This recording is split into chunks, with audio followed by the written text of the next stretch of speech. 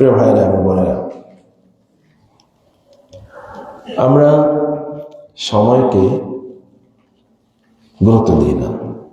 যেভাবে সময়কে গুরুত্ব দেওয়া দরকার সেভাবে গুরুত্ব দিই না, এবং সময় আমাদের কাছ থেকে চলে যায়, কিন্তু আমরা সেটা উপলব্ধি করি না। আমরা একটা সময় এসে আমাদের সামনে দাঁড়ায়, যখন মৃত্যুর ফেরেশতা আমাদের সামনে এসে দাঁড়ায়, কিন্তু তখন হয়তো আমরা বুঝি যে প্রত্যেকটি মুহূর্তের কতটা মূল্য ছিল, কিন্তু তখন আর কিছু করার থাকে না। কত মূল্যবান গুরুত্বপূর্ণ লোকেরা চলে যাচ্ছে, মারা যাচ্ছে। এই মৃত্যু তো আমারও হবে। বছর আসে, বছর যায়, কিন্তু আমাদের কোনো পরিবর্তন হয় না। বছর যায়, বছর আসে, আমরা কেবলমাত্র বছরকে আতশবাজি ফোটানোর মাধ্যমে অথবা ফানুস উড়ানোর মাধ্যমে স্বাগত জানাই। কেবল কিছু হই হইল কই, কেবল ক্যালেন্ডারের পাতা উল্টাই, নতুন ক্যালেন্ডার আমাদের ঘরে আমরা ঝুলাই, এবং আমাদের নতুন হাল খাতা হয়তো বা খুলি, অথবা আমরা নতুন করে স্কুল, কলেজ, ইউনিভার্সিটিতে পরবর্তী সেমিস্টারে, পরবর্তী ক্লাসে অথবা পরবর্তী কোর্সে আমরা উন্নীত হই। কিন্তু মানুষ হিসেবে আমাদের পরিবর্তন করতে হয়।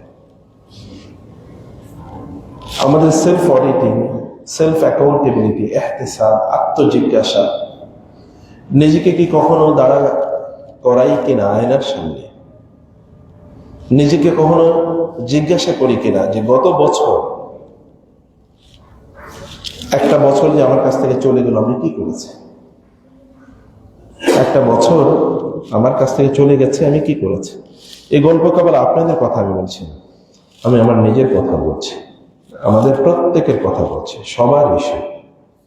যে নতুন বছর যখন আসে, তখন আমরা পুরনো বছরের কোনো হিসাব নেই। কেবল অর্থনৈতিক কিছু হিসাব হয়তো বা নেই, যারা ব্যবসা বাণিজ্য করে অথবা যারা পড়াশোনা করে, কেবলমাত্র তারা পরবর্তী ক্লাসে উন্নীত হয়, কিন্তু পরবর্তী ধাপের মানুষে তিনি উন্নীত হয়েছেন কিনা, অথবা এই মুহূর্তে তাকে যদি জিজ্ঞেস করা হয়, মৃত্যুর ফেরেশতা যদি তার কাছে মৃত্যুর পরোয়ানা নিয়ে আসে, মৃত্যুর পয়গাম নিয়ে আসে যে তোমার এখন মৃত্যু হবে, তাইলে গত বছরের হিসাব আমরা কি আল্লাহর কাছে দিতে পারবো যে আমি কি করেছি গত বছরে? আমার নামাজের খুশি কি বেড়েছে? মান কি বেড়েছে? এবার আমি মসজিদে কি আগের মতো সে লেট করেই আসি, নাকি মসজিদে আমি এবছর সিদ্ধান্ত নিয়েছি যে না, মসজিদে আমি আরো আগে আসবো, জুমার দিন আমি আরো আগে আসবো, জুমার দিন সূরা কাহাফ আমি তেলাওয়াত করবো। আগে মাঝে মাঝে মিস হতো, কিন্তু এখন আমি মিস হতেই দেবো না। এবং জুমার দিন প্রচুর পরিমাণে আমি দরুদ পড়বো, রাসূলের উপর। জুমার দিনটাকে আমি সবচেয়ে সর্বোত্তম ভাবে কাটাবো, কারণ এটা সাইয়্যিদুল আইয়াম, দিনগুলোর মধ্যে সেরা দিন। মানে পরিবর্তনটা কোথায় হয়েছে বলেন? গত বছরের চেয়ে এই বছরের পরিবর্তনটা কোথায় হয়েছে? আপনারা দেখেছেন, ইংলিশ ক্যালেন্ডার তো আর আমাদের ক্যালেন্ডার না, কিন্তু তারপরে সবকিছু ইংলিশ ক্যালেন্ডারের অনুসারে চলে, তাই না? আমাদের স্কুল, কলেজ, ইউনিভার্সিটি, মাদ্রাসা ওই ইংলিশ ক্যালেন্ডার অনুসারে চলে, ব্যবসা বাণিজ্য সেই ক্যালেন্ডার অনুসারে চলে, রাষ্ট্র চলে ওই ক্যালেন্ডার অনুসারে, ইংরেজি বছর অনুসারে। আমরা এখন আরবি হিজরি কোন মাস বলতে পারবেন আপনারা? রজব মাস, 1-2 জন হয়তো বলতে পারবেন, বাকিরা তো তোরা জানেন না। রজব আবার কি? জীবনে প্রথম শুনছি মনে হয়। এরকম আছে কিনা কেউ যে জীবনে প্রথম শুনলাম রজব মাস? রজব একটা বিখ্যাত ঘটনা ঘটেছে, জানেন নাকি আপনারা? ইসলামের ইতিহাসে রজব একটা বিখ্যাত ঘটনা ঘটেছে রাসূলের জীবনে। সেটা কি জানেন? এই দেখেন, তাইলে আমাদের দিন সম্পর্কে আমি যেই বলি, মানে এই আলোচনা না গিয়ে বলছিলাম যে ইংলিশ ক্যালেন্ডার যাই হোক না কেন, কিন্তু সেটাকে দেখেন উদযাপন করেছে এই বাংলাদেশের মুসলমানরাই করেছে। করেনি? সেদিন নিষিদ্ধ ছিল কোনো ধরনের আতশবাজি করা, ফানুস ওড়ানো, কিন্তু মানুষ কি বন্ধ করেছে? করেনি। কোন এক জায়গায় দেখলাম যে মদের হাউসে আতশবাজির কারণে সেখানে কি হয়েছে, 24 জন না 40 জন মারা গেছে আতশবাজিতে আগুন লেগে। কত মানুষ অসুস্থ হয়ে পড়েছে এর কারণে, কত জায়গায় আগুন লেগে গেছে, কত শিশুরা অথবা কত হার্টের রোগীরা তারা আরো অসুস্থ হয়ে পড়েছে এই আতশবাজির আওয়াজে। সেটা তো লোকেরা করেছে। কারা করেছে? বাংলাদেশে কি খ্রিস্টান বেশি? কারণ এটা তো খ্রিস্টান ক্যালেন্ডার, খ্রিস্টীয় ক্যালেন্ডার বলা হয়, গ্রেগরিয়ান। বাংলাদেশে খ্রিস্টান বেশি না মুসলমান বেশি? তো এই আতশবাজি করলো কারা? খ্রিস্টানরা, মুসলমানরা? হ্যাঁ, মুসলমানরা করেছে না? নামধারী মুসলমান। এটা কি আজকে জুমার মসজিদে আসবে না? আসবে তো। এবং আমরাও তো কান পেতে শুনেছি। আপনারা, আমি জানি না আপনারা গিয়েছেন কিনা, আপনাদের বাচ্চারা তো নিশ্চয়ই জানালা দিয়ে দেখেছে, অথবা অনেকে ছাদে উঠেছে একটু দেখার জন্য। আপনারা না করতে পারেন, কিন্তু আপনাদের এলাকায় কি কেউ এটা করেনি? করেছে। আপনার আশেপাশের লোকেরা এটা করেছে। যারা করেছে তারা তো কবিরা গুনাহ করেছে, তারা হারাম কাজ করেছে। হারাম কাজ করা কি কবিরা গুনাহ? কবিরা গুনাহ যদি কেউ তওবা না করে তাহলে কি আল্লাহ মাফ করবেন? মাফ করবেন না। যে আতশবাজি করেছে, যে আতশবাজিকে এনজয় করেছে, উভয়টা সময় অপরাধী। যে এনজয় করেছে, যার এর ব্যাপারে অন্তরে কোনো কি নাই, ক্ষোভ, রাগ, ক্রোধ অথবা অশ্রদ্ধা, ঘৃণা, এগুলো কোনো কিছুই নাই তার অন্তরে, বা পরিবর্তনের জন্য সে কোনো চেষ্টাও করে না, হয়েছে তারটা সে করুক, আমারটা আমি করি, এরকম একটা ভাব নিয়ে যারা চলে, একজন ইমানদার তো এরকম চলতে পারে না। আল্লাহ সুবহানাহু ওয়া তাআলা বলেছেন, কোন জাতিকে আল্লাহ ধ্বংস করে দেন না, ওয়া আহলুহা মুসলিহুন, যদি সেই জনপদের লোকেরা সংস্কারক হয়, অর্থাৎ এখানে কোনো শরিয়া বিরোধী কাজ হলে তারা এটা বাধা দেয়, ওই জাতিকে আল্লাহ ধ্বংস করেন না। ওই জাতিকে আল্লাহ ধ্বংস করেন যেই জাতির অপরাধীরা তো অপরাধ করছে, কিন্তু ভালো মানুষগুলো তারা ওই অপরাধকে বাধা দেয় না। ভালো মানুষগুলো কি করে না? অপরাধকে বাধা দেয় না। আতশবাজি হচ্ছে আপনি কোনো বাধা দেবেন না। আপনি মনে করেন ওটা ও করুক, আমারটা আমি করি, সমস্যা কি? আমি মসজিদে যাবো, ও আতশবাজি করুক। এইরকম মানসিকতা লোকদেরকে আল্লাহ প্রথমে ধ্বংস করেন। কারণ তুমি কেবল একা তো ভালো থাকার সিদ্ধান্ত ছিল না, তুমি সবাইকে নিয়ে ভালো থাকার কথা ছিল। এটাই তো দাওয়াতের কাজ, এটাই তো ইসলাহ, এটাই তো সংস্কার। ইল্লা ওয়া আহলুহা মুসলিহুন। আল্লাহ সুবহানাহু ওয়া তাআলা সংস্কারকদেরকে আল্লাহ সুবহানাহু ওয়া তাআলা এতটা পছন্দ করেন, সংস্কারকদের কারণে অন্যরা বেঁচে যায়। আমরা কবেই ধ্বংস হয়ে যাওয়ার কথা ছিল, কিন্তু আমরা ধ্বংস কেন হই না? কারণ দায়ীরা দাওয়াত দিয়ে যাচ্ছে, যারা সমাজকে পরিবর্তনের জন্য কাজ করে তারা পরিবর্তন করে যাচ্ছেন, অথবা তারা ডাক দিয়ে যাচ্ছেন, তারা চেষ্টা করে যাচ্ছেন। এই কারণে আল্লাহ তাআলা আমাদেরকে ধ্বংস করেন। কোরআনের পার্সপেক্টিভিটি, কোরআনের দৃষ্টিভঙ্গি। প্রিয় ভাইরা, আমি সেই কথা বলছিলাম। আমি বলছি যে ওরা ওদের বর্ষকে, নববর্ষকে স্বাগত জানাবে, ওরা আতশবাজি করবে। আমরা আতশবাজি করেছি, এটা তো একটা অপরাধ করেছি, কিন্তু একটা নতুন বর্ষ তো আমাদের জীবনে এসছে। আতশবাজি করা নিষিদ্ধ, হারাম, সেটা সত্য, কিন্তু আপনি তো বলেন জানুয়ারি, আপনি তো বলছেন 2026, নাকি বলেন নেই? বলছি 2026, লিখতেছি তো 2/1/2026 লিখছেন। তার মানে এটা তো আমার জীবনে কোনো না কোনো জায়গায় একটা ইম্প্যাক্ট তৈরি করেছে। কিন্তু এই জায়গা থেকে আমি আসলে নিচ্ছি কি? এখান থেকে আমি নিচ্ছি কি? এখান থেকে আমি করছি কি? এখানে মৌলিকভাবে বিষয় হলো যে ওরা এটাকে উৎসব হিসেবে নিয়েছে, কিন্তু আমরা এটাকে আত্মশুদ্ধি হিসেবে নেওয়া দরকার। ওরা এটাকে তারিখ হিসেবে নিয়েছে, কিন্তু আমাদের এটাকে তাজকিয়া হিসেবে নেওয়া দরকার। আমাদেরকে কি তাজকিয়া হিসেবে নেওয়া দরকার। আল্লাহ সুবহানাহু ওয়া তাআলা কি বলেছেন? মানে ওয়াশ-শামসি ওয়া দুহাহা ওয়াল কমারি ইযা তালাহা ওয়ান নাহারি ইযা জাল্লাহা ওয়াল লাইলি ইযা ইয়াগশাহা ওয়াস সামাই ওয়া মা বানাহা ওয়াল আরদি ওয়া মা তুহাহা ওয়া নাফসি ওয়া মা সাওয়াহা ফাআলহামাহা ফুজুরহা ওয়া তাকওয়াহা ক্বাদ আফলাহা মান যাক্কাহা। 11টি শপথ করার পর এরপর আল্লাহ তাআলা বলেছেন তাজকিয়ার কথা। তারাই কেবলমাত্র সফল যারা তাদের অন্তরকে, যাদের নফসকে পরিশুদ্ধ করতে পেরেছে। ওদের এটা তারিখ হতে পারে, ওদের জন্য 2/1 অথবা জানুয়ারি হতে পারে, কিন্তু আপনার জন্য তো তাজকিয়া। আপনি তো সত্যিকার অর্থে একটা বছর কাটিয়ে এসেছেন, এবং আপনার অন্তরটা এখন পরিশুদ্ধ করা দরকার, চিন্তা করা দরকার এবং ভাবা দরকার। এবং এটা ওদের জন্য নতুন ক্যালেন্ডার হতে পারে, কিন্তু আপনার জন্য তো একটা নতুন জীবন। 1 বছর আল্লাহ বাঁচিয়ে রেখেছেন আপনাকে, আপনার চেয়ে অনেক গুরুত্বপূর্ণ, আমার চেয়ে অনেক গুরুত্বপূর্ণ লোক কি মারা যায় না? গত বছর মারা গিয়েছে কিনা? আমার চেয়ে অনেক অনেক না, হাজার লক্ষ গুণ গুরুত্বপূর্ণ বেশি কেউ কিন্তু মারা গেছে। ইন্নাকা মাইয়িতুন ওয়া ইন্নাহুম মাইয়িতুন। আল্লাহ তাআলা তার রাসূলকে বলেছেন, আপনিও মারা যাবেন, ওরাও সবাই মারা যাবে। সুম্মা ইন্নাকুম ইলা রাব্বিকুম তুরজাউন। তারপরে তোমাদেরকে আল্লাহর কাছে ফিরে আসতে হবে। এরপর আল্লাহ তাআলা তোমাদেরকে জিজ্ঞেস করবেন, তোমরা কি করেছো তোমাদের গোটা জীবন জুড়ে।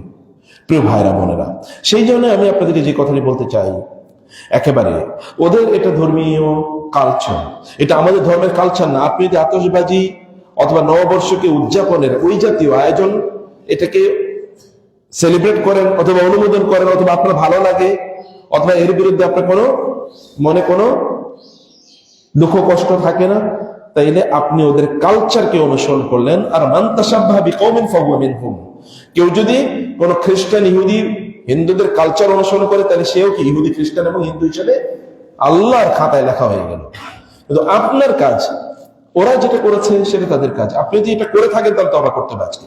এবং ইয়াংরা, যুবকরা, যুবতীরা যারা করেছেন অথবা যারা এটাকে এনজয় করেছেন প্রত্যেকে তওবা করতে হবে, আদারওয়াইজ এগুলো মাফ হবে না। আর 2 নম্বর জিনিস হচ্ছে এর মাধ্যমে আমরা ওদের সেটাকে অনুসরণ না করলেও আমরা এখন আমাদের নিজেদেরকে সময়ের যে কদর বা সময়ের যে মূল্য, এই মূল্যের জন্য আমাদের নিজেকে একটু জবাব দিতে আমাদের নিয়ে আসা দরকার। আমরা সময়কে উপলক্ষ করে আমাদের নিজেদের হিসাব করা দরকার, তওবা করা দরকার, লক্ষ্য স্থির করা দরকার এবং আমাদের নিজেদের জীবনে কি কি ভুল হয়েছে এগুলো তালিকা করে সেগুলো থেকে আমাদের নিজেদেরকে একটা নতুন লক্ষ্যে ধাবিত করা দরকার। আমাদের আখেরাতমুখী জীবন যাপন করা, প্রত্যেকটা সেকেন্ড যেন আমাদের আখেরাতের কাজে যায় অথবা প্রত্যেকটা মুহূর্ত যেন আখেরাতের চিন্তায় যায়, সেটা আমাদের করা দরকার। প্রিয় ভাইরা, আমরা কেবল দুনিয়ার পাশাপাশি দিনকে পরিচালনা করি, দুনিয়ার পাশাপাশি আমরা আখেরাতকে রাখি, কিন্তু ব্যাপারটা এমন হওয়ার কথা ছিল না। আমাদের গোটা জীবনটা হওয়ার কথা ছিল আখেরাতমুখী। দুনিয়ার সকল কাজও আখেরাতমুখী হবে। আপনি দুনিয়ার কাজ করছেন, যেমন আপনি ব্যবসা বাণিজ্য করছেন, এটাও কিন্তু যেন আপনার আখেরাতকে বাঁচিয়ে দেয়। কারণ আপনি হালাল ভাবে খেতে চান, হালাল ভাবে না খেলে আপনার দোয়া কবুল হয় না, দোয়া কবুল না হলে তো আপনার আমলও কবুল হবে না। কারণ আপনি তো আমল করার পরে কি করেন, রব্বানা তাকাব্বাল মিন্না ইন্নাকা আনতাস সামিউল আলিম। দোয়া করার পরে কি আল্লাহ কাছে, আমল করার পর আল্লাহ কাছে বলতে হয় না? আল্লাহ সুবহানাহু ওয়া তাআলা বলেছেন যে মানে কোনো মানুষ যদি কোনো ভালো কাজ করে তাহলে ওই ভালো কাজগুলোকে আল্লাহ সুবহানাহু ওয়া তাআলার কাছে পৌঁছলে কি দোয়া, আল্লাহর কাছে পৌঁছলে দোয়া। আপনি দোয়া করেন আল্লাহ, তাহলে আল্লাহর কাছে এগুলো দ্রুত কবুল হয়ে যায়। ইবাদত করার পরে আল্লাহর কাছে দোয়া করতে হয়, বলতে হয় আল্লাহ তুমি আমার ইবাদতটা কবুল করে নাও, যেভাবে ইব্রাহিম আলাইহিস সালাম করেছেন। তো আমাদের এখন আখিরাতমুখী জীবন যাপন করা দরকার। আপনি যখন ব্যবসা করেন সেটাও আখিরাতমুখী, যে আমি হালাল ব্যবসা করতে চাই। আপনি যখন পড়াশোনা করেন তখন আপনার আখিরাতমুখী, যে আমি এই পড়াশোনা করতে চাই এই জন্য যেন আমি সত্য এবং মিথ্যা বুঝতে পারি। আপনি স্কুলে পড়েন, কলেজে পড়েন, ইউনিভার্সিটিতে পড়েন, নো প্রবলেম। আপনি যখন কোনো স্কিল অর্জন করেন, কোনো দক্ষতা, কোনো যোগ্যতা অর্জন করেন, তখন এটা আপনাকে যেন আখিরাতে বাঁচিয়ে দেয়। ওই কাজটা আপনার আখিরাতমুখী হতে হবে, হালাল কাজ হতে হবে। আমরা হালাল কাজ খুঁজি, আমরা ইনকামের জন্য হালাল খুঁজি। কারণ কি, যদি হারাম হয় ইনকাম হতে পারে কিন্তু আমার আখিরাত শেষ।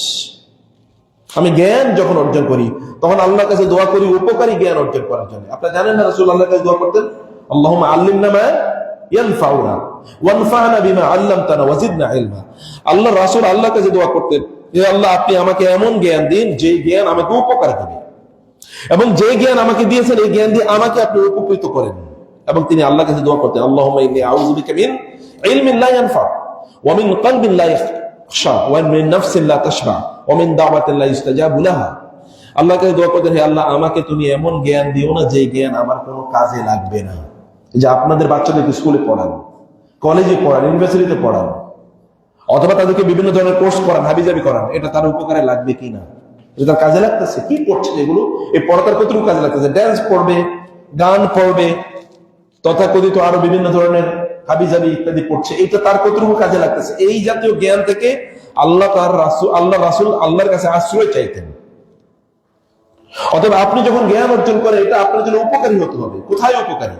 যে উপকারটা আপনাকে দুনিয়া এবং আখিরাতে কল্যাণ দেবে, এমন জ্ঞান রাসূলুল্লাহ সাল্লাল্লাহু আলাইহি ওয়াসাল্লাম আল্লাহ সুবহানাহু ওয়া তাআলা কাছে চাইতেন। প্রিয় ভাইরা, অতএব এইবার নতুন যখন আপনারা আবার জীবন একটা বছর আরো নতুন করে পেলেন, কতদিন আমরা বেঁচে থাকবো আমরা জানি না, কিন্তু এই সময়টুকু আমাদের প্রত্যেকটা কাজ যেন আখিরাতমুখী হয়। সবগুলো কাজ যাই করেন না কেন সব আখিরাতমুখী হয়। প্রিয় ভাই, মসজিদে আসলে কেবল আখিরাতমুখী কাজ হয় না, মনে রাখবেন। মসজিদে আসলে কেবল আখিরাতমুখী কাজ হয় না। আল্লাহ যদি ইবাদত কবুল না করেন তাহলে দিয়ে করবেন কি আপনি? আপনারা জানেন না কিয়ামতের দিন রাসূল সাল্লাল্লাহু আলাইহি ওয়াসাল্লাম বলেছেন, একদল লোক, আতাদরুনা মানিল মুফলিস, তোমরা কি জানো মুফলিসকে? তোমরা কি জানো মুফলিসকে সাহাবায়ে কেরাম থেকে বললেন তিনি? মুফলিস মানে হচ্ছে দেউলিয়া। দেউলিয়া মানে যার কি সাহাবায়ে কেরাম আল্লাহ দেয় না, দিনার লাহু আলা দিরহাম, হ্যাঁ ইয়া রাসূলুল্লাহ জানি তো, যার কোনো টাকা পয়সা নেই সেই তো দেউলিয়া।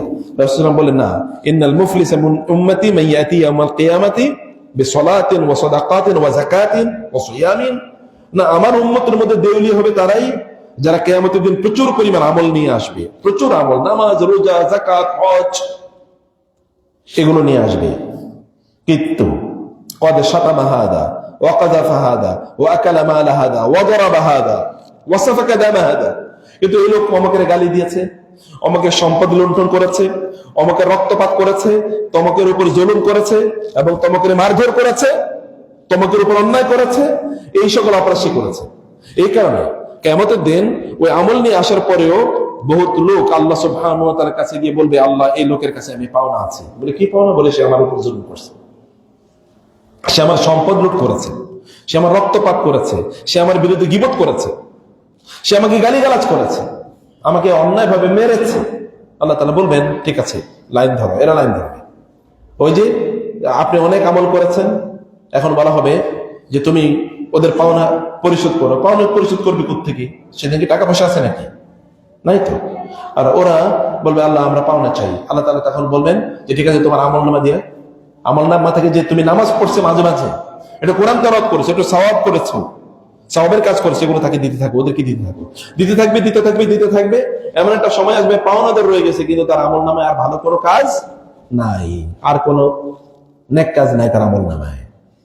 তখন ওই সকল ব্যক্তিদের গুণাগুলি ব্যক্তির আমলনামায় দেয়া হবে, যে ওদের গুণাগুলো তোমার আমলনামায় নেও। নীতি নীতি নীতি নীতি এমন একটা অবস্থা দাঁড়াবে যে এর আমলনামায় কোনো সওয়াব নেই, এখন কেবল গুনাহ। ফাতুরিহাত আলাইহি সুম্মা তুরিহা ফিন-নার, এরপরে এই লোকটাকে জাহান্নামে উপর করে নিক্ষেপ করা হবে। আমল দিয়ে আপনি করবেন কি? যে আমল আল্লাহ কবুল না করলে, অথবা এই আমল যদি টেইন্টেড হয়, এটা যদি এরকম হয় যে অন্য কেউ আপনার কাছে পাওনা আছে, তাহলে করবেন কি? অন্য হাদিসে রাসূলুল্লাহ সাল্লাল্লাহু আলাইহি ওয়াসাল্লাম বলেছেন একদল লোক কিয়ামতের দিন তারা আসবে আল্লাহ সুবহানাহু ওয়া তাআলার কাছে কামসারি তিহামাতা বিদা, এত ভালো আমল যে তিহামা প্রান্তরের মতো, এই যে বিস্তৃত তিহামা প্রান্তরের মতো এত বিশাল আমল নিয়ে আসবে, কিন্তু আল্লাহ সুবহানাহু ওয়া তাআলা তার আমলগুলো কবুল করলেন না। সাহাবায়ে কেরাম বললেন সিফহুম লানা ইয়া রাসূলুল্লাহ, জাল্লিহুম লানা ইয়া রাসূলুল্লাহ, হে ইয়া রাসূলুল্লাহ আপনি আমাদেরকে বলুন এরা কারা, যেন আমরা তাদের মতো না হই। রাসূল বলবেন যে হ্যাঁ এরা তোমাদেরই ভাই ব্রাদার, এরা তোমাদেরই আত্মীয় স্বজন, এরা তোমাদেরই কমিউনিটির লোক, এরা তোমাদেরই পরিচিত, তোমাদেরই কলিগ, তোমাদেরই আত্মীয় স্বজন, কিন্তু এরা প্রকাশ্যে ভালো আমল করেছে কিন্তু গোপনে কি করেছে? গুনাহ করেছে। গোপন গুনাহ আছে কিনা বলেন? গোপন গুনাহ আছে? বুঝেন না গোপন গুনাহ? গোপন গুনাহ বুঝেন কিনা? গোপন গুনাহ হলো দুই ধরনের। যখন কেউ আপনাকে দেখে না তখন আপনি অশ্লীল কাজ করতেছেন, সিনেমা দেখতেছেন, নাটক দেখতেছেন, ফেসবুকে ইউটিউবে অশ্লীল জিনিস দেখতেছেন, অথবা যে ইয়াং পোলাপাইন তারা প্রাইভেট চ্যাট করতেছে, বিভিন্ন ধরনের খারাপ চিন্তা, এটা গোপন গুনাহ। মন দিয়ে খারাপ চিন্তা করছেন, এটা একটা গোপন গুনাহ। অথবা ধরেন একজন বা দুইজন বৈশা অমুকের বিরুদ্ধে ষড়যন্ত্র, চক্রান্ত ইত্যাদি বৈশা বৈশা করছেন, অমুকের একটা খারাপ বুদ্ধি দিচ্ছেন, কেউ জানে না, কিন্তু কে জানে? কে জানে? আল্লাহ সুবহানাহু ওয়া তাআলা জানেন। এগুলো গোপন গুনাহ। এসব গোপন গুনার কারণে আল্লাহ তাআলা ওর সব আমল বরবাদ করে দেবেন। প্রিয় ভাইরা, আমাদেরকে এই কারণে আখিরাতমুখী জীবন যাপন করা, প্রত্যেকটা কাজ আমাকে আখিরাতে বাঁচাবে কিনা এটা চিন্তা করতে হবে, যাই করেন না কেন। যে তোমার এই যে আমাদের, আবারও বলছি, যে বাচ্চাদেরকে যে পড়ান, ছেলে মেয়েদেরকে যে স্কুল কলেজে পড়ান, আপনাকে চিন্তা করুন এই পড়াশোনা তাকে আখিরাতে বাঁচাতে পারবে কিনা।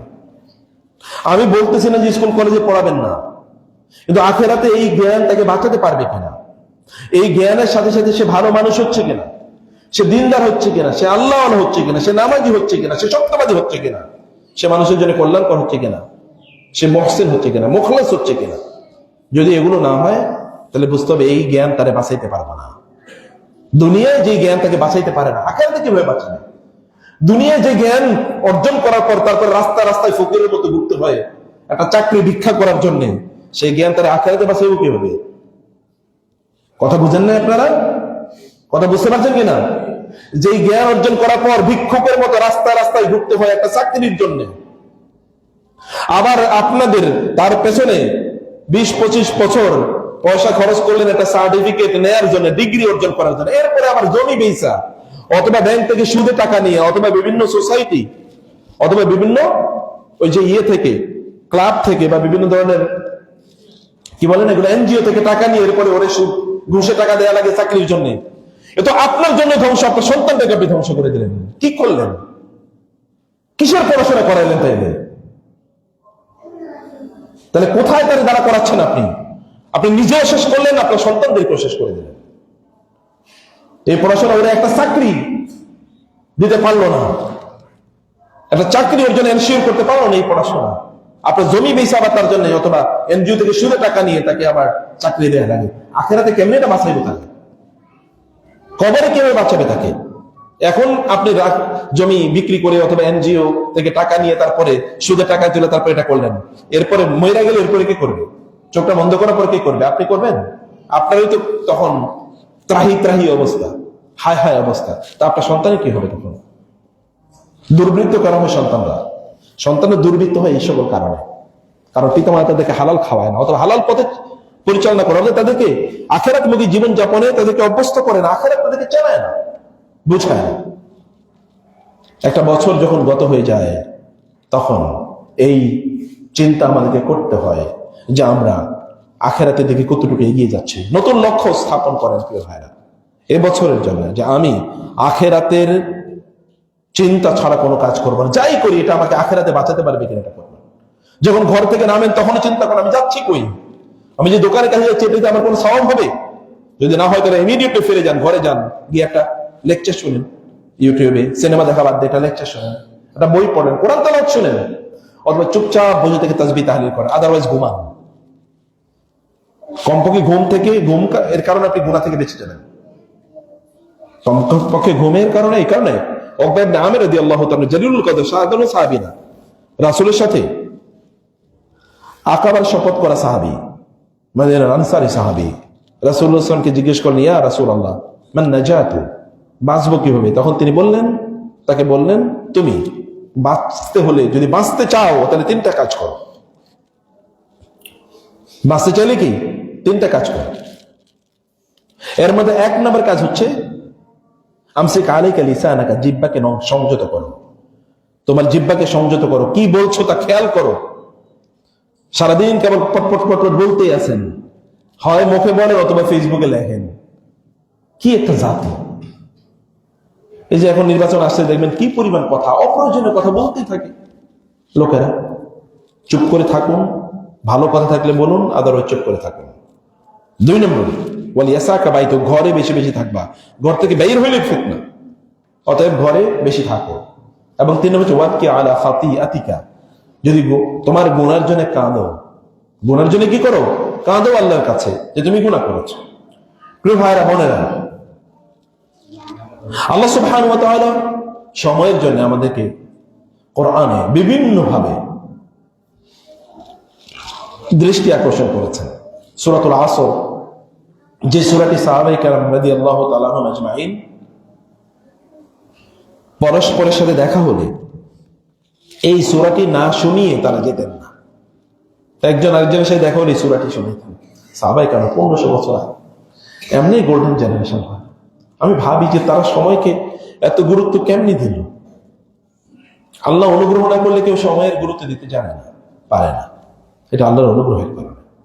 এবং এই জন্য ইমাম শাফিঈ রাহিমাহুল্লাহ বলেছেন, আল্লাহ যদি সূরা আসর ছাড়া আর কোনো কিছু নাজিল না করতেন, শুধু সূরা আসরই দিতেন, তাইলে মানুষের জন্য যথেষ্ট হতো, আর কিছু লাগতো না। সূরা আসর কত ছোট্ট সূরা, সবচেয়ে ছোট সূরা এর মধ্যে একটি, কিন্তু সবচেয়ে দামি। এটা কে বলছেন? ইমাম শাফিঈ রাহিমাহুল্লাহ, সবচেয়ে দূরদৃষ্টি আলেমদের মধ্যে একজন। আল্লাহ তাআলা বলেন না ওয়াল আসর, সময়ের শপথ। সূরা আলে ইমরানের শেষ ওই 11টি আয়াত, ঘুম থেকে উঠলেই, যখন আপনি রাতে ঘুম থেকে উঠবেন তখন ওই 11টি আয়াত পড়া লাগে, তাই না? ইন্না ফি খালকিস সামাওয়াতি ওয়াল আরদি ওয়া ইখতিলাফিল লাইলি ওয়ান নাহার লাআয়াতিন লিউলিল আলবাব আল্লাযীনা ইয়াযকুরুনাল্লাহা কিয়ামান ওয়া কুউদান ওয়া আলা জুনুবিহিম। এখানে দেখেন সে সময়ের শপথ, সে সময়ের কথা আল্লাহ সুবহানাহু ওয়া তাআলা বলছেন। ওয়া কুল্লুহুম আতিহি ইয়াওমাল কিয়ামাতি ফারদা। প্রিয় ভাইরা, এই দুনিয়াতে যেমন একা এসেছেন, আল্লাহর সামনেও কি কিয়ামতের দিন একাই দাঁড়াতে হবে। ওয়াকুল্লুহুম আতিহি ইয়াওমাল কিয়ামাতি ফারদা, প্রত্যেকে কিয়ামতের দিন আমার কাছে একা আসবা। সেই দিন আমি তোমার হিসাব নেব প্রত্যেকটা পুঙ্খানুপুঙ্খানু। মা লিহাদাল কিতাব ওয়া উরিদু আলা রাব্বিহিম সাফা লাকাদ জি'তুমুনা কামা খালাকনাকুম আউওয়ালা মাররা বাল জাআমতুম আল্লান নাজআলা লাকুম মাওঈদা ওয়া উদিআল কিতাবু ফাতারাল মুজরিমিনা মুশফিকিনা মিম্মা ফীহি ওয়া ইয়াকুলুনা ইয়া লাইত ওয়াইলাতানা মা লিহাদাল কিতাবি লা ইউগাদিরু সগীরাতান ওয়ালা কাবীরাতান ইল্লা আহসাহা ওয়া ওয়াজাদু মা আমিলু হাদিরা ওয়ালা ইয়াযলিমু রাব্বুকা আহাদা। সেদিন আপনার আমলনামা যখন আপনার সামনে উপস্থাপন করা হবে, তখন আপনি অবাক হয়ে বলবেন, মা লিহাদাল কিতাব, এই আমলনামা কি হলো? লা ইউগাদিরু সগীরাতান ওয়ালা কাবীরাতান ইল্লা আহসাহা, সবই তো এখানে দেখি আছে, ছোট্ট বড়, একেবারে ছোট্ট ছোট্ট, যেটাকে আপনি ভূক্ষেপ করেন এমন সবকিছু পর্যন্ত লেখা আছে। ওয়া ওয়াজাদু মা আমিলু হাদিরা, আল্লাহ বলছেন এই লোকেরা যা আমল করছে তা সেদিন তারা হাজির পাবে, উপস্থিত পাবে, রিটার্ন পাবে। ওয়ালা ইয়াজলিমু রাব্বুকা আহাদা, তোমার রব কারো উপরে এক ফোঁটা জুলুম করেন। আমলনামা দেখে আল্লাহ তাআলা দুটো কিতাব আমাদেরকে উল্লেখ করেছেন কোরআনে। একটা কিতাব হচ্ছে কোরআন, জালিকাল কিতাব, আরটা কিতাব, এটার নাম কি? এই আমলনামা। ফাআম্মা মান উতিয়া কিতাবাহু, যার কিতাব তাকে দেয়। কিতাব মানে কি? আমলনামা। ভাই আমলনামা সব কিছু লেখা আছে। মিসকালা যাররাতিন খাইরান ইয়ারা, মিসকালা যাররা, যাররা পরিমাণ, তো জানে যাররা বিন্দু, বিন্দু পরিমাণ, ডট ডট পরিমাণ আমলনামায় সেদিন এই ডট পরিমাণ ভালো খারাপ কাজগুলো আপনি দেখতে পাবেন। কি মনে করছেন আপনারা? কি মনে করছেন আপনারা? বছর শেষ হয়ে যায় কিন্তু নিজেদের চরিত্রে পরিবর্তন হয় না। বছর শেষ হয়ে যায় কিন্তু ভালো মানুষ হয়ে আমরা উঠি না। একবার চিন্তা করে দেখুন তো, আমাদের রবের সামনে আমরা দাঁড়াবো কিভাবে? আল্লাহর সামনে কিভাবে দাঁড়াবো? যেদিন আল্লাহ সুবহানাহু ওয়া তাআলা ইয়াওমা ইয়াকুমুন নাসু লিরাব্বিল আলামিন ওয়া আম্মা মান খাফা মাকামা রাব্বিহি ওয়া নাহা আন-নাফসা আনিল হাওয়া ফাইন্নাল জান্নাতা হিয়াল মাওয়া। আল্লাহর সামনে দাঁড়ানোকে যে ভয় পায়, আল্লাহ তাআলা তার জন্য জান্নাতুল মাওয়া রেডি করে রেখেছেন। ওয়া মান খাফা মাকামা রাব্বিহি ওয়া নাহা আন-নাফসা আনিল হাওয়া ওয়া লিমান খাফা মাকামা রাব্বিহি জান্নাতান। যেই ব্যক্তি আল্লাহর সামনে দাঁড়াবে, দাঁড়ানোর ভয়কে, দাঁড়ানোকে ভয় করে, তার জন্য রয়েছে জান্নাতান। আল্লাহ সুবহানাহু ওয়া তাআলা বলেছেন কোরআনে সূরা আর-রহমান, প্রিয় ভাইরা, আল্লাহ সুবহানাহু ওয়া তাআলার সামনে দাঁড়ানো এই ভয় যেন আমাদেরকে প্রত্যেকটা মুহূর্তে প্রকম্পিত করে। অতএব নতুন ক্যালেন্ডার, নতুন বছর, এটা আমাদের কাছে বড় ইস্যু না। আমরা নতুন মানুষ হচ্ছে কিনা বলেন, আপনি নতুন মানুষ কিনা? প্রতিদিন আপনার নিজের উন্নয়ন হচ্ছে কিনা? কেবলমাত্র আপনার ক্যালেন্ডারে পাতা উল্টাইলেই চলবে না। গত বছরের ক্যালেন্ডার ফেলে দিলে নতুন ক্যালেন্ডার বাসায় নিয়ে আসলেন, এটাই তো মূল উদ্দেশ্য নয়। জীবনকে আপনি শৃঙ্খলায় নিয়ে এসছেন কিনা? এবং আজকে ফজর পরে যত তাসবিহ তাহলিল আছে পড়ছেন কিনা বলেন, কয়জন করেছেন? যেদিন আমার ব্যক্তিগত কথা বলি, যেদিন আমি যদি আউযু বিকালিমাতিল্লাহি তাম্মাতি মিন শাররি মা খালাক না পড়ি, ওদের একটা বিপদ হয়। এবং এই কারণে এটা আমার মাথায় সবসময় ঘুরতে থাকে যে কোনোভাবে যেন এটা মিস না। আল্লাহ রাসূল সাল্লাল্লাহু আলাইহি ওয়াসাল্লাম কথা বলেছেন, তুমি যদি এটা সকালে পড়ো সন্ধ্যা পর্যন্ত নিরাপদ থাকবা, সন্ধ্যা পড়লে সকাল পর্যন্ত নিরাপদ থাকবে। সাইয়্যিদুল ইস্তিগফার যদি পড়ো সকাল থেকে সন্ধ্যা পর্যন্ত, সকালে পড়লে সন্ধ্যা পর্যন্ত মারা গেলে তুমি জান্নাতি, সন্ধ্যায় পড়লে সকালের মধ্যে তুমি মারা গেলে তুমি জান্নাতি। আপনি এটা না পড়ে থাকেন কিভাবে? কিভাবে একজন ব্যক্তি তার নিজকে মুসলমান দাবি করে যে সেগুলো সারা তার জীবনকে অথবা তার সময়, তার সকালে এবং সন্ধ্যাকে কাটায়? অতএব প্রিয় ভাই, আপনাকে জীবন বদলাতে হবে। কেবলমাত্র বছর বদলাইলে 2025 থেকে 26-এ আসবেন, এতেই কেবলমাত্র আপনার জীবন বদলায় না। আপনার জীবন বদলাবে যদি আপনি শৃঙ্খলায় নিয়ে আসেন, আপনি সুন্নাহর মধ্যে আপনার জীবনকে নিয়ে আসেন, এবং আপনার লক্ষ্য যদি আখিরাত কেন্দ্রিক লক্ষ্য স্থাপন করেন, আর যা করেন তা ধারাবাহিক ভাবে করেন। বাঙালিরা তো, বাংলাদেশের মুসলমানরা অনেক বেশি এক্সাইটেড থাকে। একদিন ইবাদত করবে, এরপরে এক বছর আর নাই, তাই না? ইবাদত করবে অথবা এক মাস ইবাদত করবে, যেমন রমজান, এরপরে আর নেই। রমজানের পরে তো এই সামনে রমজান আসতেছে, ঈদের দিন থেকে সে শয়তানের খালাতো ভাই, তাই না? ঈদের দিন থেকে সে শয়তানের খালাতো ভাই। ঈদের দিন মানে তার ঈদের দিন না, শয়তানের ঈদের দিন। এভাবে সে তার সময়গুলো কাটায়। এই কয়দিন যে ইবাদত করছে সব একেবারে ছুঁড়ে ফেলে দেয়। সে কারণে আপনি দেখেন এই যে যেই দিন আতশবাজি করলো লোকেরা, সেই দিন হয় কেউ আতশবাজি করছে, আর কেউ হয়তো বা কান্না করছে, কারণ তার মা মারা গেছে, কারো বাবা মারা গেছে, কারো আত্মীয় মারা গেছে, অথবা কারো ঘরে লাশ, অথবা কারো আইসিইউতে রোগী, আর অন্যরা আতশবাজি করে। কি দুর্ভাগ্য এই জাতির, অথবা মানব জাতির। আমাদের সন্তানদের আমরা কি দুর্ভাগা পিতামাতা যে আমরা এরকম সন্তান জন্ম দিয়েছি যেগুলো চরিত্র জানোয়ারের মতো, কোনো অনুভূতি নেই। ওই জঙ্গলের জানোয়ার বা জন্তুরা যেরকম কোনো অনুভূতি নেই, কে মরে কে বাঁচে, এগুলো নাই। আর আমাদের এরকম জানোয়ার টাইপের মানুষ আমাদের ঘরে জন্ম দিয়েছে। এগুলো মানুষ নয়, এগুলো কেমন যেন একটা কুকুর, বিড়াল অথবা গরু, ছাগল টাইপের হয়েছে। এবং এটা আপনাদের দোষ, আমাদের দোষ, কারণ আমরা ওদের মানুষ বানাইতে পারিনি। ওরা মানুষ হিসেবে জন্ম নিয়েছিল, কিন্তু এখন হয়ে গেছে গরু ছাগলের মতো। কারণ মানুষের লালন পালন করা লাগে, গরু ছাগলের লালন পালন করা লাগে নাকি? ওরে খাবার দিলেই চলে, আর না দিলেও চলো, হয়তো বা বাইরে গিয়ে খাবে। কিন্তু মানুষের সন্তানকে লালন পালন করা লাগে, তাদেরকে দীক্ষা এবং শিক্ষা দেওয়া লাগে। প্রিয় ভাইরা, আল্লাহ সুবহানাহু ওয়া তাআলা আমাদেরকে 1 বছর সময় দিয়েছেন, অথবা আমরা এই বছর বাইসা আছি, তার মানে আগামীকাল যে মারা যাবো বা আজকে যে কিছুক্ষণ পরে মারা যাবো না, এর কোনো গ্যারান্টি আছে না। সে কারণে কুল্লু নাফসিন যায়কাতুল মাউত, আল্লাহ সুবহানাহু ওয়া তাআলা আমাদেরকে মৃত্যু দেবেনি, কিন্তু যেই দিনটা চলে গেছে। এই কারণে হাসান আল বসরি রাহিমাহুল্লাহ বলতেন, হে লোকেরা, তোমার তো ইন্নামা আনতা আইয়ামুন, তুমি কি তোমার নিজকে তুমি কি মনে করো? তুমি তো কয়েকটা দিনের সমষ্টি কেবলমাত্র। ইযা যাহাবা বাদু আইয়ামিকা যাহাবা বাদুক, তোমার জীবন থেকে কয়েকটা দিন চলে যাওয়া মানে হচ্ছে তোমার জীবন চলে যাওয়া। কয়েকটা দিন শেষ হওয়া মানে জীবন শেষ হওয়া। তুমি কি মনে করছো 1 বছর চলে যাওয়া মানে তো তোমার জীবনের 1 বছর হায়াত কমেছে, 1 বছর তুমি জান্নাতের দিকে এগিয়ে যাওয়ার সম্ভাবনা তোমার কমে গেল যতটুকু করেছো। আর যদি ভালো কাজ করে থাকো তাহলে এগিয়ে গেছো, তো কতটুকু তুমি ভালো কাজ করছো সেটা তো তোমার দেখতে হবে, সেটাকে নিয়ে চিন্তা করতে হবে। ওমর রাদিয়াল্লাহু তাআলা আনহু এই কারণে আমাদেরকে বলেছেন আমরা যেন প্রতি মুহূর্তে সেলফ অ্যাকাউন্টিং করি। হাসিবু আনফুসাকুম ক্বাবলা আন তুহাসাবু, তোমাদের নিজেদের আল্লাহ সুবহানাহু ওয়া তাআলার সামনে জবাব দিয়ে করার পূর্বে নিজেদেরকে নিজেরা জিজ্ঞেস করো, বলো আমি কি জান্নাতে যাওয়ার মতো উপযুক্ত হয়েছি? এবং ওয়াজিনু আমালাকুম ক্বাবলা আন তুযানা লাকুম, তোমাদের আমলগুলো আল্লাহ তাআলা কিয়ামতের দিন দাঁড়ি পাল্লায় পরিমাপ করার আগে নিজেরা একটু মাপো, নিজের আগে মাপো, মেপে দেখো যে তুমি যে আমল করেছো আমল তোমার বাঁচাইতে পারবে কিনা। তুমি নিজে একটু মাপো। প্রিয় ভাইরা, সাইকোলজিতে বলা হয় যে ফ্রেশ স্টার্ট ইফেক্ট, মানে আপনি যদি নতুন করে কোনো কাজ শুরু করেন তখন কিছুদিন একটু ভালো লাগে। আমি ব্যক্তিগতভাবে এরকম, যখন ধরেন ডায়েরিতে লিখি যে ঠিক আছে আগামী মাসে এই কাজ করবো, তখন অনেকদিন 2-3 দিন একটু ভালো লাগে, ও এই কাম করবো। কিন্তু এটাই আসলে শয়তানি ধোঁকা। আপনি মনে করছেন প্ল্যান নেই মানে সবকিছু, এবার অনেক ভালো কর্ম, এই যে অনেক ভালো কর্ম, এই চিন্তাই আপনারা শেষ করে দিয়েছেন। নো, অ্যাকশনে ঢুকতে হবে। আল্লাহ বলছেন কাজ করো, আমালু, তোমরা আমল করো, কেবল প্ল্যান না। ফাসায়ারাল্লাহু আমালাকুম ওয়া রাসূলুহু, কাজে ঢুকে যাও, আল্লাহ তাআলা তোমাদের আমল দেখবেন, কাজ দেখবেন। আমালু মা শি'তুম, আমালু, তোমরা আমল করো, আমল, ইন্নামাল আমালু আমাল। কেবলমাত্র চিন্তার মধ্যে সীমাবদ্ধ থাকলে চলবে না। চিন্তা ভালো,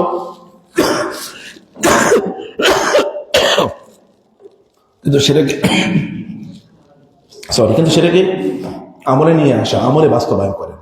যতটুকু পারেন ততটুকু আমল করেন। আমল করার জন্য আপনাকে নিয়ত লাগবে, এবং আমল করার জন্য আপনার কারণ লাগবে কেন আমলটা করতে, যেমন আল্লাহর জন্য করছেন। এবং আমল মানে ধারাবাহিকতা, কম করে করেন, ছোট্ট করে করেন, এতটুকু ধারাবাহিকভাবে কাজ করেন। যেমন আমি যদি বলি আপনাদেরকে, যেমন আপনাদের নামাজের অবস্থা কি বলেন, যেমন আজকেও জুমার কথা বলছি, শুরুতে বললাম তো এই বছরের নতুন জুমা, এই বছরের নতুন জুমাতে আপনারা আগে সবার আগে মসজিদে কেন আসতে পারলেন না? তাহলে আপনাদের জীবন পরিবর্তন হইল কি? আপনাদের জীবনটা পরিবর্তন হলো কি? আপনাদের কি বুঝে আসে নাই যে বছর কিন্তু গেছে? আপনাদের কি উপলব্ধি হয় নাই যে আমার জীবনে কিন্তু একটা অংশ চলে গেল, একটা দিন চলে গেল? আব্দুল্লাহ ইবনে মাসউদ রাদিয়াল্লাহু তাআলা বলতেন যে আমাদের কাছে সময়ের মূল্য ছিল টাকা পয়সার চেয়ে বেশি। লোকেরা যদি আমাদের কাছে সময় চাইতো, আমরা বলতাম সময় তো নাই, আমার তো আল্লাহর কাছে যেতে হবে। টাকা চাইলে বলতাম ভাই টাকা পয়সা নাও, কিন্তু সময় দিতে পারতাম না। সময় করি সালফে সালেহীন তারা সময়কে গুরুত্ব দিতেন, আর আমাদের কাছে সময় কোনো গুরুত্ব নেই। এই যে যায় আইয়ে যায়, প্রতিদিন যায় প্রতিদিন আসে। রাতের বেলা ঘুমানোর সময় কি আপনার টেনশন হয় না যে আল্লাহ আজকে দিনটা কেমনে কাটাইলাম? আমি কি তোমার দিকে এগিয়ে গেছি, জান্নাতের দিকে এগিয়ে গেছি? এই টেনশন যদি না হয় তাহলে বলেন তো আমাদের মধ্যে আর গরু ছাগলের মধ্যে পার্থক্য কি? ওরও তো কোনো টেনশন নেই দিন গেলে, আমাদেরও কোনো টেনশন নেই দিন গেলে। আমার সলাপটা কি আগের চেয়ে খুশি খুশি বেড়েছে? আমাকে নামাজে আগের চেয়ে একটু বেশি সময় দিই, নামাজে কি আগের চেয়ে একটু বেশি মজা পাই, নাকি আরো খারাপ হয়েছে নামাজের অবস্থা, নাকি একই অবস্থায় আছে? এবং আমার হারাম থেকে কি আমি আগের চেয়ে বেশি বেঁচে আছি? যে ইয়াংরা ভালো করে শোনো তোমরা, এখন তো ইয়াংদের ধ্বংসের একটাই মাত্র কারণ, তা হলো কি? স্ক্রিন, মোবাইল, কম্পিউটার, ডিভাইস, এগুলো থেকে শেষ করে দিচ্ছে, পোলাপাইনকে এগুলো শেষ করে দিচ্ছে। আর আমরা তো এগুলো অবারিত দিয়ে দিচ্ছি, আমরা এগুলো একেবারে অবারিত দিয়ে দিচ্ছি। আপনি বলেন যে আমাদের সন্তানদের কি সত্যিকার অর্থে, এই যে তোমরা বলো, তোমরা এখানে যারা আছো, যারা শুনছেন, তোমাদের ডিভাইস তোমরা কন্ট্রোল করছো কিনা? ডিভাইস তো এটা কি একটা ইকোনমি? তুমি যেখানে সময় দাও, ফেসবুকে তুমি যে অনেকক্ষণ টিপাও, তুমি তো টাকা দিচ্ছ, তুমি বুঝো না তোর ইনকাম। ফেসবুকের মালিক এই পৃথিবীর সবচেয়ে বড় ধনী কি দিয়ে? ইউটিউবের মালিক এই পৃথিবীর সবচেয়ে বড় ধনী কি দিয়ে? গুগলের মালিক এই পৃথিবীর সবচেয়ে ধনী কি দিয়ে? কি দিয়ে? তোমাকে দিয়ে। তুমি টাকা দিচ্ছ, তুমি এত বুঝো না। তুমি বুঝবে যে আমি কিভাবে টাকা দিলাম। তুমি ইন্টারনেট কেন না আমার কাছ থেকে? তুমি কেন টাকা দিচ্ছ? তোমার এই টাকা তুমি কেন কাজে লাগাও নাই? তুমি কেন এই সময় রিলসের একটার পর একটা শর্টস একটার পর একটা দেখেই যাচ্ছ? তোমার অ্যাটেনশন ধ্বংস করে দিচ্ছ, বুঝো না তুমি? তোমাকে ভেতর থেকে ধ্বংস করে দিচ্ছি, তুমি বুঝো না? তুমি এই সময় কেন একটা স্কিল অর্জন করো না? তুমি কেন ভিক্ষুকের মতো জীবনযাপন করতে হয়? তুমি কেন তোমার এলাকার সবচেয়ে ভালো মানুষ, সবচেয়ে ধনী মানুষ, সবচেয়ে যোগ্য মানুষ, সবচেয়ে স্কিলওয়ালা মানুষ কেন হইলা না? সাহাবায়ে কেরাম, এখন এখানে যে বাচ্চারা, তোমরা যারা বসে আছো, একজনের বয়স তো 15-16 নিচে না। সাহাবায়ে কেরামরা এই 15-16 সময় তারা যুদ্ধের ময়দানে গিয়ে তারা বীর বিক্রমে যুদ্ধ করে শত্রুদেরকে পরাজিত করছে। আর তোমরা তো এখন মশাও মারতে পারো না, মাছিও মারতে পারো না। কেবল কম্পিউটার গেমসে কিছু মানুষ মারতে পারে, এর বাইরে কিছু না। তেলা পোকা দেখলে ডরায়, তাই না? এখনো নিজেরা খাবার নিজেরা খেতে জানে না, কোনো ভালো মন্দ বুঝে না। এই জেনারেশন দিয়ে করবেন কি? আপনাদেরকে পোলাপেন তো আছে, কিন্তু আপনাদেরকে বলছি, আপনার সন্তান দুপুর 12টা পর্যন্ত ঘুমায়, আপনার এই জীবনে আপনার প্রত্যেকটা সেকেন্ডে তওবা করা উচিত। আপনার কাঁদা উচিত, রক্ত আপনার চোখ থেকে পড়ুক যে আমার সন্তান কেন 12টা পর্যন্ত ঘুমাবে। আমি তাহলে কেমন মানুষ বানাচ্ছি? কার জন্য আমি দৌড়াচ্ছি? কার জন্য আমি ইনকাম করছি? ওরা থাকে কিভাবে? আপনার বাসার ব্যাগ গেল কই? লাঠি গেল কোথায়? ওরা তখন ঘুমিয়ে থাকে কিভাবে সম্ভব? এই ব্যর্থতা থেকে এখন হয়তো বুঝতে পারছেন না, চোখ বন্ধ করে দেখেন এরপরে কি হয়। কুল্লু মাউলুদিন ইউলাদু আলাল ফিতরা। পিতামাতা যদি হওয়ার মতো যোগ্যতা না থাকে, তাহলে পিতামাতা হওয়াই উচিত না আপনাদের। তওবা করা দরকার যে আল্লাহ, কি পিতা হইলাম, কি মাতা হইলাম। পিতামাতা হইলেই কেবলমাত্র গরু ছাগলও পিতামাতা হয়। এই পিতামাতা হয়ে কোনো লাভ নেই। গরু ছাগলের সন্তান থাকে, পাগলেরও সন্তান থাকে। সন্তান এর অত হারাম থেকে, আপনার ঘরটা হারাম থেকে মুক্ত রাখতে পেরেছেন কিনা? আপনার ঘরে হারাম জিনিস হয় কিনা? যে ঘরে হারাম জিনিস হয়, এই ঘর আপনি বানাইলেন কেন? এই ঘরে আপনি থাকেন কেন? এই ঘর বন্ধ করে দেন। যে ঘর আপনাকে জাহান্নামে নিয়ে যায়, ঘর দিয়ে আপনি করবেন কি? এই ঘর আপনাকে জান্নাতে নিয়ে যাওয়ার কথা ছিল। ওয়াজআলু বুয়ুতাকুম কিবলা, আল্লাহ তাআলা বলেছেন তোমাদের ঘরগুলোকে তোমরা নামাজের ঘর বানাও। লা তাজআলু বুয়ুতাকুম কুবুরা, রাসূল বলেছেন তোমাদের ঘরগুলো কবর বানায়ও না, ঘরে হবে ইবাদত। ইজআলু মিন সালাতিকুম ফি বুয়ুতিকুম, তোমাদের নামাজের একটা অংশ ঘরে রাখো। ইন্নাল বাইতাল্লাযী লাম ইউকরা ফীহিল কুরআন ক্বাল্লা খায়রুহু, যে ঘরে কোরআন তেলাওয়াত করা হয় না, সেখানে বরকত কমে যায়, সেখানে খারাপি বেড়ে যায়, এবং সেখানে শয়তানগুলো বাসা বাঁধে, ফেরেশতারা সেখান থেকে দূরে সরে যায়, সে বাসাটা সংকীর্ণ হয়ে যায়, বাসার লোকদের শান্তি থাকে না যদি কোরআন তেলাওয়াত না হয়। আপনার ঘরে কি হয়? আপনার ঘরে কি চলে কি? প্রিয় ভাইরা, আপনি হারাম থেকে বেঁচে থাকছেন কিনা? ঘরটা কি হারামের আড্ডাখানা কিনা, নাকি হালাল আশ্রয় কেন্দ্র ঘর? ঘরে গেলে আপনার শান্তি লাগে কিনা, এটা দেখতে হবে আপনাকে। কোরআন তেলাওয়াত, কোরআনের সাথে সম্পর্ক বাড়ছে কিনা আগের চেয়ে? বছর ঘুরে যায়, কোরআনের সাথে সম্পর্ক বাড়িয়েছে কিনা? হক, মানুষের হক, আল্লাহর হক, আপনার নিজের প্রতি আপনার হক আছে না? আপনার শরীরের হক তো আপনার উপর আছে। ফাআতি কুল্লাযী হাক্কিন হাক্কাহু, প্রত্যেককে তার হক দাও। আপনার শরীরের হক আছে না? শরীরের হক কেবল খাবার খাওয়া? এই শরীরকে জাহান্নাম থেকে বাঁচানো কি শরীরের হক না? কু আনফুসাকুম ওয়া আহলিকুম নারা, তোমাদের নিজেদেরকে জাহান্নাম থেকে বাঁচাও। ইয়াং পোলাকে বাচ্চারা কি মারা যায় না? আপনার বাচ্চারা জাহান্নামে যাবে, আপনাকে একবারও ভয় লাগে না? আপনাকে একবারও শরীরটা অন্তরটা শিহরিত হয়ে উঠে নাই? আপনার কাঁদতে মনে চান আমার বাচ্চারা জাহান্নামে যাবে? ওকে কি আমি জাহান্নামে যাওয়ার জন্য জন্ম দিলাম? ওর পেছনে আমি এত টাকা খরচ করলাম, এত সময় খরচ করলাম জাহান্নামী বানানোর জন্য? নতুন বছর এটা চিন্তা করেন, ও জান্নাতের পথে যাচ্ছে কিনা, ওর মধ্যে জান্নাতের কনসিডারেশন ওর মধ্যে কাজ করছে কিনা, এগুলো তাদের অন্তরে তৈরি করে দেন। এই ভীতি তাদের অন্তরে তৈরি করে দেন। আপনাদের এই পোলাপাইন গুলো যদি ঠিক হয়ে যায়, তাহলে ইসলাম আবার সারা পৃথিবীতে জেগে উঠবে ইনশাআল্লাহ। আর যদি ওরা ঠিক না হয়, আপনারাও কিছু করেন না, ওগুলো কিছু করবে না, তাহলে ইসলাম নিয়ে কান্নাকাটি করে লাভ কি? নিজেরা নিয়ে কাঁদেন। ইসলাম বিজয়ী হবে, লিইয়ুযহিরাহু আলা দ্বীনি কুল্লিহি। আল্লাহ ইসলামকে বিজয়ী করবেন, আপনারে বাঁচাইব কি? ওয়া আনফুসাকুম ওয়া আহলিকুম ওয়াকুদুহান নাস ওয়াল হিজারা। আপনার বাচ্চাকে দিয়ে কিয়ামতের দিন আল্লাহ আগুন জ্বালে, আপনারে ওই আগুনে জ্বালাইব। কেমন চিন্তা হতে পারে? আপনার বাচ্চারে লাকড়ি হিসেবে কিয়ামতের দিন আল্লাহ তাআলা ব্যবহার করবেন আপনারে জ্বালানোর জন্য জাহান্নামে। আল্লাহ বলছেন আজ্জা ওয়া জাল্লা। অথবা আপনাকে লাকড়ি হিসেবে ব্যবহার করবে আপনার সন্তানদেরকে জ্বালানোর জন্য। আল্লাহ বলছেন ওয়া আনফুসাকুম ওয়া আহলিকুম নারা। তাহলে কি যাপন করছেন? এর কি সেটা যে ওমর রাদিয়াল্লাহু আনহু বলতেন, হে আল্লাহ তুমি আমাকে কেন ঘাস বানালেন? আমি কেন ঘাস হিসেবে, দুর্বা ঘাস হিসেবে কেন জন্ম নিলাম? অথচ তিনি জান্নাতের সুসংবাদ প্রাপ্ত দ্বিতীয় সাহাবী। এই ভয় তাদের অন্তরে তৈরি হয়েছে। আমি প্রিয় ভাইরা লাস্ট যে নসিহতটি আপনাদেরকে করতে চাই তা হলো যে আমাদের অভ্যাসকে পরিবর্তন করা দরকার। ছোট ছোট অভ্যাস পরিবর্তন করা দরকার। আপনার নিজের ব্যাপারে আপনি নিজেই যথেষ্ট। কাফা বিনাফসিকা আল-ইয়াওমা আলাইকা হাসিবা বালিল ইনসানু আলা নাফসিহি বাসীরা। বালিল ইনসানু আলা নাফসিহি বাসীরা। ব্যাপার কি? মানুষ তার নিজের ব্যাপারে সবচেয়ে ভালো জানে। আপনার নিজের ব্যাপারে আপনি যত ভালো জানেন আর অন্য কেউ এত ভালো জানে না। অতএব আপনার নিজের ব্যাপারে আপনাকে নিহিত হবে। রাসূল ইসলামের পক্ষ থেকে আমাদের নিজেকে যদি পরিবর্তন করতে চাই, তাহলে 7টি ধাপের কথা আমি বলি। 1 নম্বর হচ্ছে তওবা করুন। বাসায় কি নিয়ে যাবেন বলি? 1 নম্বর কি? তওবা করুন। আল্লাহকে বলুন, হে আল্লাহ আমি ভুল করেছি, মাফ করে দাও। আস্তাগফিরুল্লাহ ওয়া আতুবু ইলাইহি। ইয়া আইয়ুহাল্লাযীনা আমানু তুবু ইলাল্লাহি তাওবাতান নাসুহা। তওবা করুন, বেশি বেশি তওবা করুন। গত বছরের জন্য তওবা করুন আল্লাহর কাছে। আল্লাহ তুমি মাফ করে দাও। যদি খাঁটি তওবা করতে পারেন, তাহলে আল্লাহ সুবহানাহু ওয়া তাআলা ইয়াগফির লাকুম যুনুবাকুম। অতীতের সব গুনাহ আল্লাহ মাফ করে দেবেন। কি মেহেরবান রব! এই রবের আপনি পাইবেন কই? এই রবকে রেখে আপনি যান কই? মনোযোগ দিয়ে তাকে বলেন, হে আল্লাহ তুমি আমাকে ক্ষমা করে দাও। ও আনফুসাকুম ওয়া আহলিকুম নারা তুবু ইলাল্লাহি তাওবাতান নাসুহা। 2 নম্বরে প্রিয় ভাইরা, গোল লক্ষ্য ঠিক করেন। আপনি কি করতে চান? আপনি কি জান্নাতুল ফিরদাউসের মালিক হতে চান কিনা? আল্লাযীনা ইয়ারিসুনাল ফিরদাউসা হুম ফিহা খালিদুন। আপনি কি জান্নাতুল ফিরদাউসের মালিক হতে চান? আপনি কি জাহান্নাম থেকে মুক্তি পেতে চান? সিদ্ধান্ত নেন যে আমি জাহান্নাম থেকে বাঁচতে চাই। ওয়া কিনা আযাবান নার।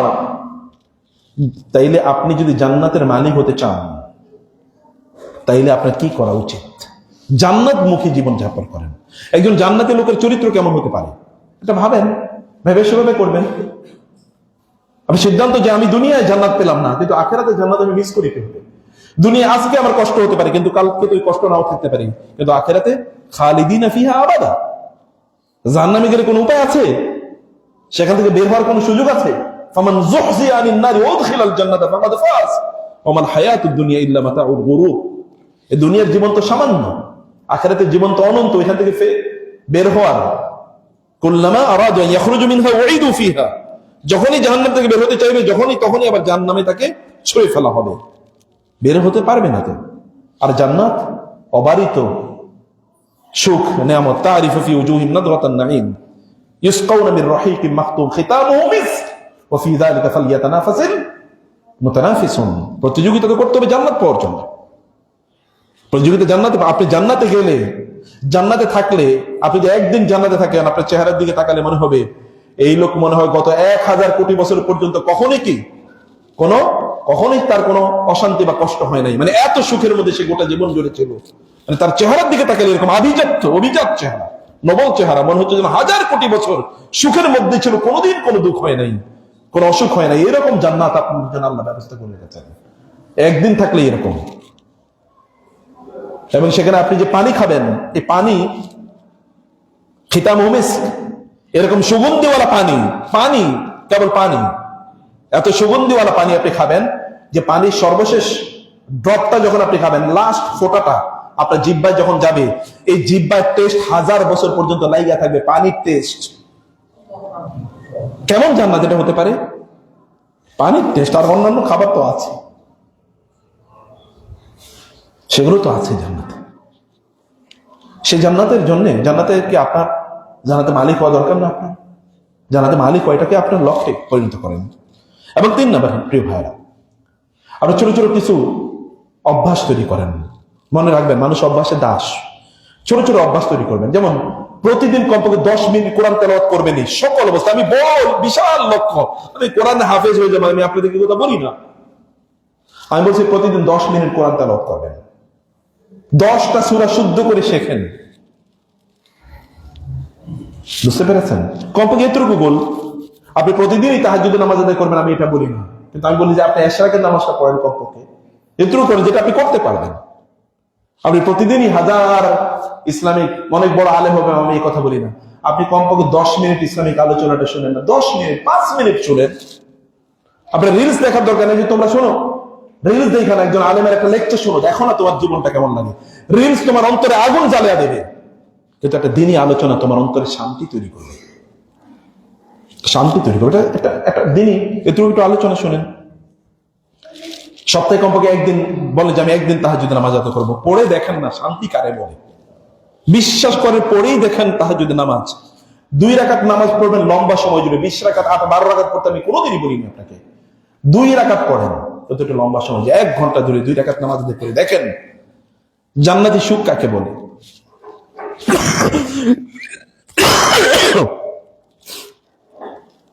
প্রিয় ভাইরা, সাদাকা, দান সাদাকা, প্রচুর টাকা দিতে আমি বলি না, আমি বলি আপনি 5 টাকা 10 টাকাই দেবেন। বল যে শুক্রবার আমি 10 টাকা দান করবো, এটুকুই করেন, এর চেয়ে বেশি করেন না। ছোট ছোট কিছু অভ্যাস আপনি তৈরি করেন, ছোট ছোট। রাসূল ইসলামের তিনি বলেছেন আল্লাহর কাছে সবচেয়ে প্রিয় আমল হলো সেগুলো যে আমল একটা ব্যক্তি সব সময় করে, ছোট আমল কিন্তু সব সময় করে। প্রতিদিন আপনি আস্তাগফিরুল্লাহ 100 বার পড়বেন, আর কিছু করেন না। দেখেন না আপনি কোথায় গিয়ে দাঁড়ায় আপনার চরিত্র, দেখেন আপনার ইবাদতের মজা আপনি কিভাবে পান। এবং 4 নম্বর বিষয় হচ্ছে যে যদি কখনো কোনো অন্যায় করে ফেলেন, তাহলে তার বিপরীতে একটা পেনাল্টি নিজের উপর আরোপ করবেন। যদি দেখেন অন্যায় ভাবে মোবাইল এর মধ্যে একটা হারাম জিনিস দেখে ফেলেছেন, আপনি দেখতে চান না, তাহলে তার সাথে সাথে 2 রাকাত নামাজ পড়েন, পেনাল্টি সাথে সাথে 2 রাকাত, অথবা কমপক্ষে 100 বার আস্তাগফিরুল্লাহ আস্তাগফিরুল্লাহ আস্তাগফিরুল্লাহ। দেখেন শয়তান কিভাবে পালায়, আল্লাহ কিভাবে আপনাকে বন্ধু হিসেবে গ্রহণ করেন। আল্লাহ যদি কাউকে বন্ধু হিসেবে গ্রহণ করেন, তখন আল্লাহ সুবহানাহু ওয়া তাআলা এই দায়িত্ব নেন তাকে হারাম থেকে বাঁচানো। সে মেকানিজম আল্লাহ তাআলাই করেন। নবী রাসূলদের এরকম হয়েছে না, তারা অন্যায় করতে পারতেন না। কারণ কি? কারণ আল্লাহ সুবহানাহু ওয়া তাআলা এমন মেকানিজম তৈরি করে দিয়েছেন, ওয়াসতানাতুকা লিনাফসি, আমি তোমাকে আমার নিজের জন্য বানাইছি, অতএব আমি তোমাকে আমার মতো করে তৈরি করে নিয়েছি। আল্লাহ বলছেন, যেমন আমরা বলি না আমি তোমারে আমার নিজের মতো করে বানাইতে চাই, আমি তোমাকে এমন দেখতে চাই। আল্লাহ বলছেন নবী রাসূলদের ব্যাপারে, আমি তোমাকে আমার নিজের মতো বানাইছি, কারণ আমি তোমাকে দিয়ে এই কাজ করাবো, এই কারণে আমি তোমাকে এরকম প্রোগ্রামিং ভিতরের মধ্যে ঢুকিয়ে দিচ্ছি। যখন কোন মানুষ এমন কাজ করে, যেমন আজান শুনেন যখন সব বন্ধ, এটা করেন কমপক্ষে, এর চেয়ে বেশি কিছু করতে দরকার নেই। আজান শুরু হয়েছে সব বন্ধ, কোনো কিছু করবেন না, সব বন্ধ, ইমিডিয়েটলি স্টপ। কম্পিউটার থাকলে অথবা ধরেন ব্যবসা বাণিজ্য থাকলে ওগুলো বন্ধ করে দেন। রাগ উঠবে যখন তখন উজু করেন, এরকম কিছু কাজ করেন। এবং 5 নম্বর হচ্ছে পরিবেশটা বদলান। যে পরিবেশে আপনি আছেন এই পরিবেশটাকে কি বদলান।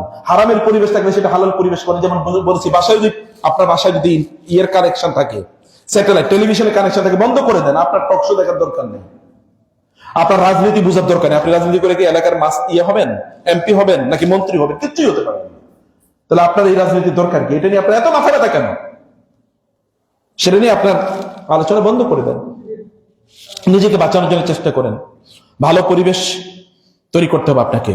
এর জন্য সৎসঙ্গ, আপনি সৎসঙ্গ পাইবেন। আপনার পরিবারের সদস্যদেরকে ভালো মানুষ বানান, আপনার কলিগদেরকে ভালো মানুষ বানান, আপনার ফ্রেন্ডদেরকে ভালো মানুষ বানান। কিছু ফ্যামিলি দাওয়া গ্রুপ তৈরি করেন, এই যে যারা বুঝেন একটু মানে আধুনিক টেকনোলজি যারা বুঝেন, একটা ফ্যামিলি দাওয়া, যে আপনার আত্মীয় স্বজনের মধ্যে তাদের জন্য একটা হোয়াটসঅ্যাপ গ্রুপ করেন, এখানে ভালো ভালো লেকচার গুলো এখানে দিয়ে দেন, ভালো একটা লেখা এখানে পেশ করেন। এর মধ্যে একজন আমল করতে পারে। আমার একটা ফ্যামিলি দাওয়া গ্রুপ আছে, ওইখানে আমি বলেছি একটা পোস্ট আমি দিয়েছি, তাহলে একটা লেখা দিয়েছি, তো হচ্ছে শীতকাল হচ্ছে ইবাদতের মৌসুম। শীতে রাত বড়, এই কারণে তাহাজ্জুদ করতে কোনো কষ্ট হয় না। শীতে দিন ছোট, এই কারণে রোজা রাখতে কষ্ট হয় না। এর মধ্যে আমার এক কাজিন বললো এখন থেকে আমল করা শুরু করে দেবো।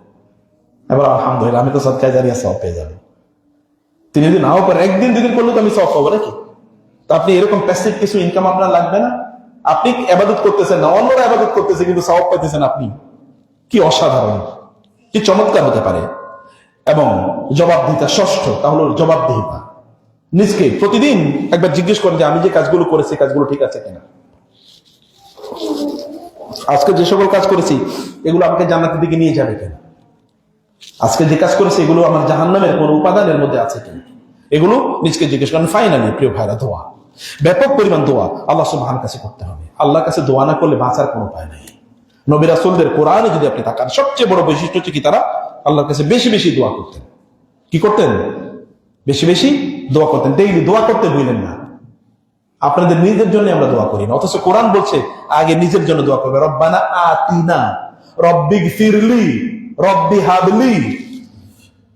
সব জায়গায় দেখবেন আগে আগে নিজের নিজের। রব্বি জাআলনি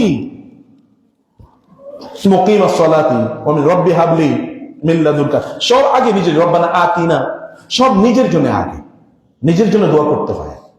আমরা দোয়া কেবল কখন দোয়া করি? যখন অন্যের জন্য দোয়া করবো, আল্লাহ আমাকে মাফ করে দাও। কিন্তু হোয়াট অ্যাবাউট মি? আমার নিজের জন্য কি? আল্লাহ সুবহানাহু ওয়া তাআলা আমাদেরকে বোঝার তৌফিক দান করুন। আল্লাহুম্মা আমিন। আকুলু কওলি হাযা ওয়া আস্তাগফিরুল্লাহ লি ওয়া লাকুম ওয়া লিসাইরিল মুসলিমিন ফাস্তাগফিরুহু ইন্নাহু হুয়াল গফুরুর রাহিম।